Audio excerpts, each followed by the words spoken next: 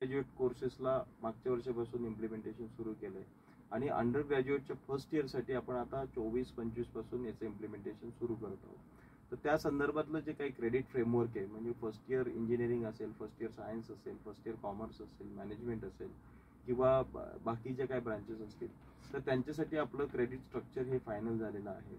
आणि ह्या माध्यमातून मला फक्त पालक आणि विद्यार्थ्यांना हे सांगायचं की तुम्ही जेव्हा NAP 2020 मध्ये एनरोल होणार आहात, तर तुम्हाला खूप साऱ्या गोष्टींची फ्लेक्झिबिलिटी असेल, मल्टिपल एंट्री मल्टिपल एक्झिट असेल, holistic development of the student असेल किंवा तिथे एक लर्निंग ऑप्टिमल लर्निंग एन्व्हायरमेंट तुम्हाला तयार होताना दिसेल, तुमचे वेगवेगळे स्किल्स डेव्हलप होतील, तुमचं रिसर्च ॲप्टिट्यूड चांगलं होईल, तुमचे innovation thinking, critical thinking, problem solving skills develop होतील, तुमचं प्रोफेशनल कम्युनिकेशन स्किल एनहान्स होईल आणि अशा बऱ्याच गोष्टी की प्राचीन हिंदुस्थानाबद्दल सुद्धा तुम्हाला काही गोष्टींची माहिती दिली जाणार आहे IKSच्या माध्यमातून, इंडियन नॉलेज सिस्टीम्स। आणि तुमचं जे काही को करिक्युलर किंवा एक्स्ट्रा करिक्युलर ऍक्टिव्हिटीज आहेत याच्यासाठी सुद्धा तुम्हाला प्रोत्साहित केलं जाईल, प्रोत्साहन दिले जाईल, त्याचा सपोर्ट दिला जाईल आणि त्याचे क्रेडिट सुद्धा तुम्हाला तयार केले जातील।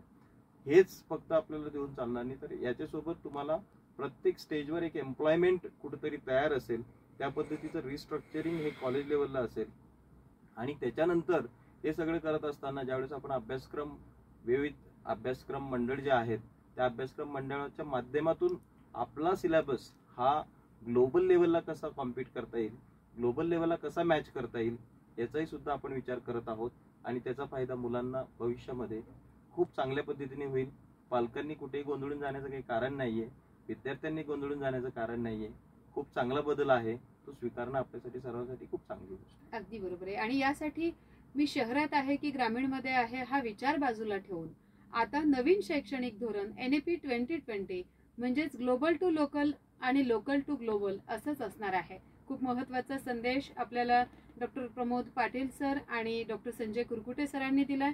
सर, आज आपण नवीन शैक्षणिक धोरणाबद्दल अतिशय सविस्तर माहिती सांगितली आणि विद्यार्थी आणि पालकांसह सगळ्यांचा संभ्रम खरं तर दूर झालेला आहे। आणि नवीन शैक्षणिक धोरण NAP 2020 हे खरंच आपल्या भविष्याच्या दिशेनं वाटचाल करत असताना भारत महासत्ताक होण्यासाठी तितकंच महत्त्वाचं असणार आहे। आणि आज हा सविस्तर विषय आपण समजावून सांगितला, तेव्हा KVK प्रवरा कम्युनिटी रेडिओच्या वतीनं आम्ही देखील आपले आभारी आहोत। आपण आलात, खूप खूप धन्यवाद। थँक्यू।